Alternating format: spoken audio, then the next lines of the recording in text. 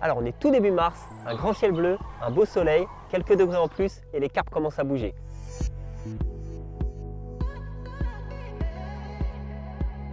Moi, ce que je vous conseille au printemps, c'est d'abord de vous munir de lunettes polarisantes, de monter dans les arbres, de vous balader autour du lac et d'essayer de trouver tous les signes qui peuvent vous faire comprendre que les carpes commencent à se déplacer vers différentes zones du lac. Suivez le soleil, c'est très important à cette période. L'eau est encore froide, les carpes mangent peu et il faut pouvoir les leurrer sur leur déplacement ou dans les bordures ou sur les zones ensoleillées.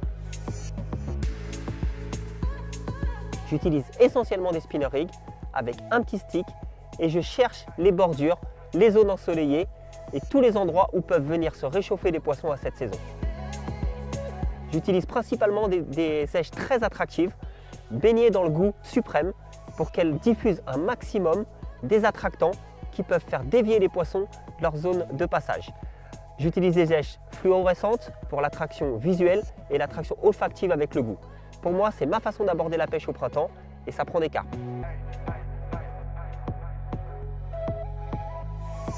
En effet, je suis complètement d'accord avec l'approche que Bruno va apporter sur la localisation des poissons. Donc les lunettes polarisantes, toujours se promener sur les berges qui sont ensoleillées parce que ça va tout de suite réchauffer la flotte. Et s'il n'y a pas trop de profondeur, les poissons vont tout de suite s'y présenter et commencer à nager par là pour essayer de trouver un peu de nourriture. Après, au niveau du montage, c'est pareil, ça va être un spinner rig tout pareil. On va utiliser des èches qui vont être un peu décollées du fond, qui vont être très visuelles. La seule petite différence, c'est que moi je suis un grand fan du sac soluble et plutôt que d'aller amorcer directement sur la bordure que je vais pêcher au bord, je vais prendre mon sac soluble et je vais le lancer directement. Donc je change simplement mon spinner rig en boom par un spinner rig en tresse, comme j'ai déjà pu montrer sur certaines vidéos. Donc très courte, avec une èche qui va être très fluo, moi souvent du maïs plastique ou une petite pop-up fluo, peu importe, mais vraiment souvent du maïs plastique et de la farine et du pellet. Mais c'est vraiment moi les techniques que je vais utiliser qui sont vraiment semblables à celles que Bruno va utiliser avec des toutes petites modifications, mais sinon c'est vraiment pareil.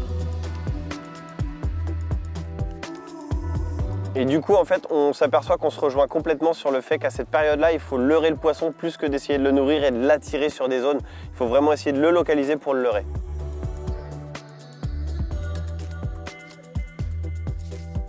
Pour résumer, au tout début du printemps, quand l'eau est encore froide, prenez vraiment le temps de chercher, vous promener dans les zones ensoleillées et d'essayer de repérer les poissons. Ensuite, amorcez peu, les poissons se nourrissent peu encore. Ils sont sensibles aux choses très attractives comme le goût, les pellets, les farines dans des sacs solubles ou sur un spinner simple isolé avec un petit stick. Les deux techniques prendront des poissons et vous aurez peut-être la chance de prendre des jolis poissons comme on a pris avec Julien ce week-end. Bisous Michel.